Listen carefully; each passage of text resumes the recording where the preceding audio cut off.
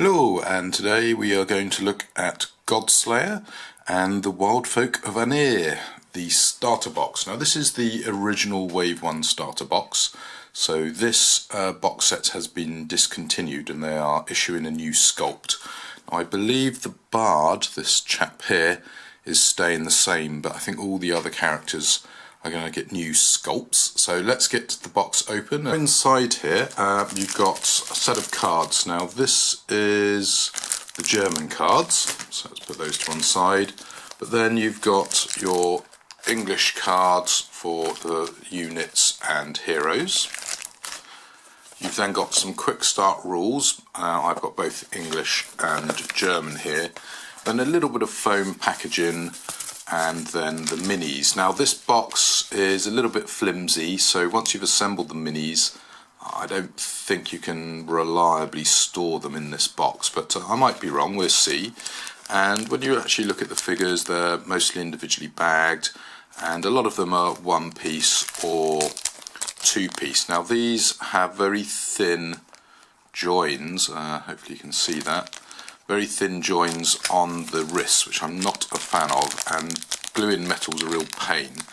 Now this bard fellow, he has a join at his shoulder, which is probably a better idea. And where's the leader? The leader is the most complex figure.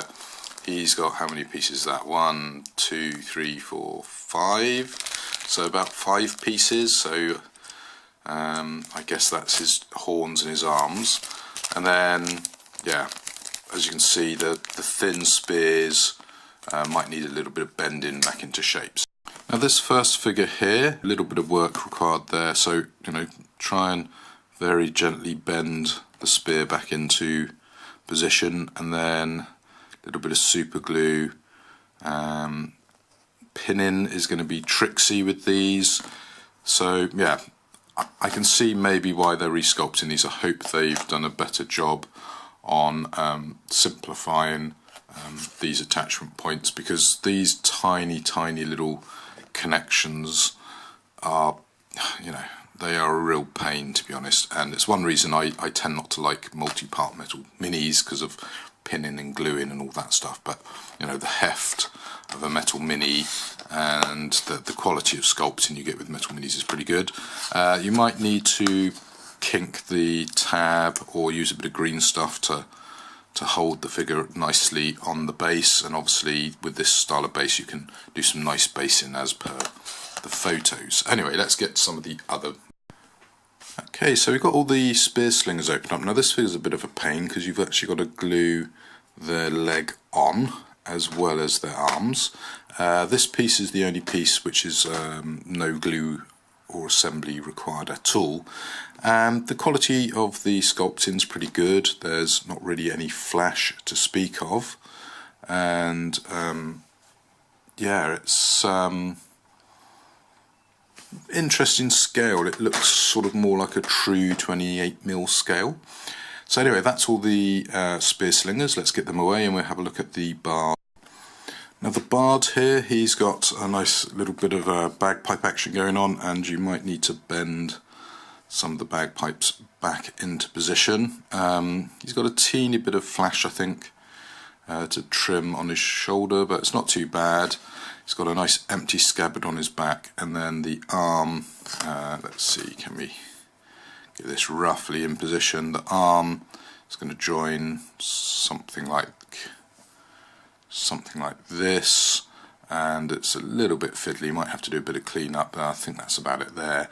And then there's a little torque here which should help disguise the join quite nicely. Got an interesting sword design. Yeah, it's not a bad little figure. He's a little bit bulkier than the spear slingers, and he, to my mind, is the character with the worst flash on him. Last but not least, we have our warlord character, who's quite a thin character, not quite as bulky as the bard. He's got these fiddly little antlers that you're probably going to have to drill out the holes in the head to attach these to his head. He's then got also these fiddly little arms, which you can, get it in shot here, fiddly little arms that you can stick on, and then I'm not sure what this is meant to be. You're going to have to work that out, but some decorative element dangling from his belt maybe, but that's very thin. I can see that snapping. So yeah, he's a little bit of a nightmare to assemble by the looks of it, but once he's assembled, you know, he looks reasonably okay as per the photo, and again he's on a standard size base. So let's look at the unit cards. So the Blade Slingers are the basic unit here. They have a deployment limit of 4. A core unit is 44 points, and each additional trooper is worth 10 points. Now if you play them in the correct sub-faction, you will get the Wild Walker ability, which is the Blade Slingers treat difficult terrain as open terrain for any kind of movement, including charges, but not for line of sight. So that's a nice little feature. And they have a couple of tactics. They have Hail of Hornets and Hedgehog. Now my one criticism is this text is quite small and there's quite a lot of room on the card. They could easily have made the text a bit bigger. So let's have a read of this. So immediately remove 1 action token from a living enemy model within 8 inches in line of sight of the Blade Slingers. Each target model unit may only be affected by Hail of Hornets once per round. So yeah, that's quite good. You can strip action points from an enemy unit or model, therefore making them less likely to be able to do stuff. So for example, if you've got multiple units, you could hit a individual unit maybe with only 1 action token left, hit them with Hail of Hornets, charge with another unit, and be safe from counterattacks. Now Hedgehog, they get +1 defense against melee attacks as long as they're in base contact with at least 1 other model of their unit. So that's quite good to boost your defense, because these guys don't have a huge amount of defense. So they have a movement of 3, and I believe they're light infantry, so they can move multiple times for quite an impressive movement. Their melee and missile is okay at 5 and 6. Their magic is 3. Their defense is a decent 13, and their armor is a rather pathetic 5. Leadership 8 and action tokens 4. And their tactics cost no action points to use, which is good. And then they've either got a spear blade or spear sling attack, so melee and missile. Costs 2 tokens to use, has a range of 2 inches or 8 inches, with a power of 3 or 1. And you get a leader and 3 dudes as basic, or all 8 of them if you want to expand out the whole unit. And then you've got some little rather nasty thin card tokens, but yeah, it's a nice little extra to have. Now the Bard, he has a deployment limit of 1 and costs you 24 points. His sub-faction ability, very hard to read against this dark green, treats difficult terrain as open terrain. Now he's got a whole load of abilities, so you can see why the text is small. This could be a real problem for older players being able to read this. So he's got Harmonic. Tactics channeled through the Bard of Ansing are automatically received by a target model or unit and do not require a leadership test to be made. And it's obviously Musician. The Bard of Ansing counts as a musician, as explained in the Godslayer rulebook.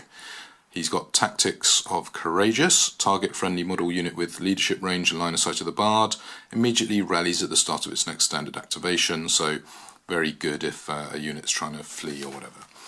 So special talents, he's a minstrel, so he can perform a song, and his songs are Legend Lore, The Curse of Sendor, and Victory March. So Legend Lore, target model unit within leadership range of the Bard gains either +1 melee attack or +1 melee damage. Curse of Sendor, target living enemy model within leadership range of the Bard may not benefit from the ability. Being fearless or hardened will, so it's a good way of stripping away fearless from units. Victory March, target friendly model unit within leadership range of the Bard may choose a long charge as a valid charge option. So I need to look up the long charge. If I remember, it gives you, obviously slightly longer charge range. His movement is 3, his melee is okay at 6, missile 4, magic much better at 5, defense 14, which is pretty good, armor 5, leadership 8, actions 5. His courageous tactic is 1 activation cost, and his songs are also 1 activation costs. He's got a bastard sword, which is a melee attack, and he can either do activation of 2 or 3, and the activation of 3 increases the power from 3 to 5. And he's got a reasonable amount of hit points here. So what's that? 5 is that? So yeah, 9 in total, but 5 before he's wounded. So yeah, not bad. Yeah, 24 points, a reasonable addition to your force. And finally we come to the Warlord, the Pendragon, and he's got a lot of stuff. So you've got his base card, his tokens, and then armour, weapons, more weapons, artifacts, concoctions, and then a whole load of fancy tokens, including Thornwall Seed. So it's going to take a little while to get through all this lot. So let's start off with his base card. So he has a deployment limit of 1. He's a 45-point model, and he can also secretly deploy. He can treat difficult terrain as open terrain, and he's got a fair few bits. So the Pendragon may choose a fighting style whether when performing counter-attacks, so not just attacks but counter-attacks as well. Dugout, before the setup phase, nominate a friendly model unit. That nominated model gains secret deployment. Vanguard Valor, if the Pendragon successfully charges an enemy model unit, all friendly models that were within his leadership range and had line of sight to the Pendragon when he performed his charge, reduce the cost for a charge action against the same charged model, so that's quite nice. Tactics then, sneak, sword, dance and wild charge. So sneak, target friendly model gains +2 defense against missile, so very useful against missile heavy forces.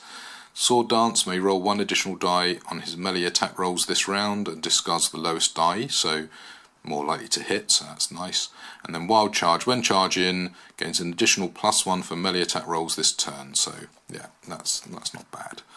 His movement is 3, a very good melee and missile of 7, magic 14, defense rather excellent 15, armor fairly decent at 7, leadership 9, activation 6. He's got obviously the abilities and the tactics, which tactics cost 1 activation. He can then upgrade himself with a sword pair, a bow, a suit of armour, a potion and a talisman, and he has a reasonable amount of health points. Not brilliant. What is that? 1, 2, 3, 4, 5, 6. So 8 normal health and then 6 wounded health. So we're going to start with the armour. So he can have the hauberk, the cloak, the girdle, or the leather kilt. So he's got +2 armour, +1 defence with advanced deployment. Each time he suffers damage, roll a d6. On a 4+, the damage is halved, and a +1 defense and +1 armor, and that's 10, 11, 12, and 13 points. So yeah, not too bad. We then have weapons, so sword pairs. So he can have ivory cutlasses, elm falchions, bloodleaf blades, and sisters of sorrow. It's quite a lot here, so 4, 7, 9, and 12 points.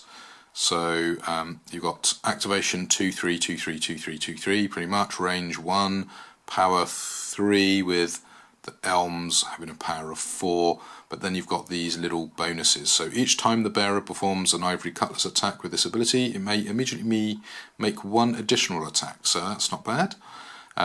Each time the bearer performs an elm attack with this ability, it may make 1 additional attack of the same type. Yeah, okay, not bad. Then each time the bearer causes damage to an enemy model through a bloodleaf blade attack, it immediately gains a cumulative +2 power for its next attack. And then if you're doing the activation here, each time the bearer performs a bloodleaf blades attack with this ability, it may immediately make 1 additional attack. So you're getting lots of additional attacks, notice. Then finally, Sisters of Sorrow. The bearer may re-roll 1 attack dice once on each of the Sister of Sorrow's attack rolls, and with the upgraded attack, each time you make an attack, you may make an additional attack. So lots of chop, chop, chop, chop going on there with those blades.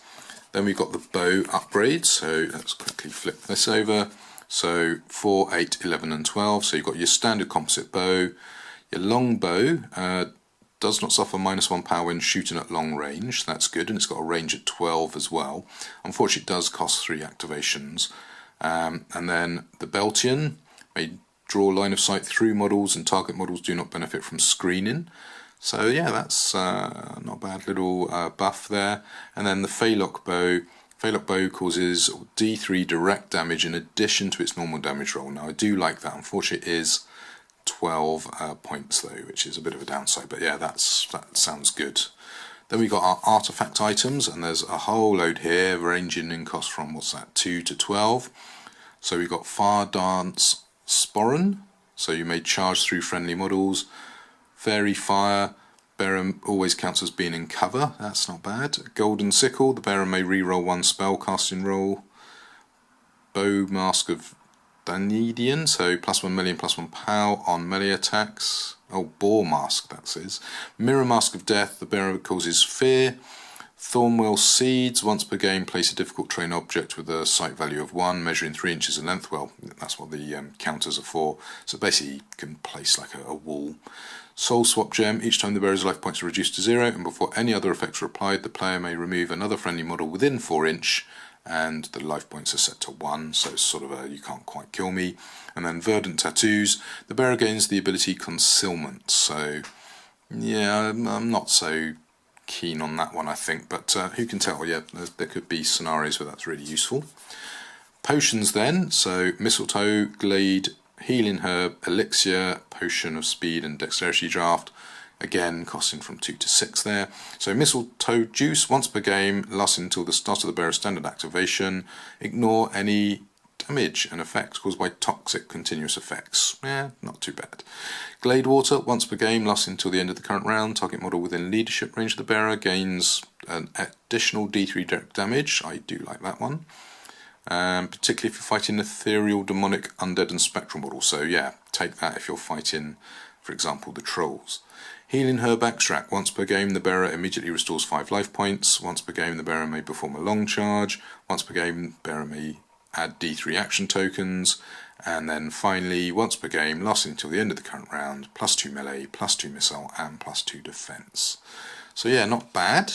Then we've got, obviously, our tokens for various bits, the Thornmill Seeds, the bonus for the weapons, etc. So yeah, not a bad little set of units there, and mostly okay to assemble. I think, you know, that some of the thin joints are a little bit of a pain, but maybe not so bad. So there you go, that was the Wyldfolk of Annyr starter box, and of course I've already shown you the quick start rules, so I'm not going to show you that, but there you go. That's what you can currently get on discount from the Godslayer website, so Megalith Games. The Kickstarter has been cancelled, but they are, I believe, to the end of this week, running a discount scheme on the existing models and also on the new Wave 2 stuff that they were trying to bring out via Kickstarter, and it looks like they're going to return to Kickstarter towards Christmas time, so November onwards. So there you go.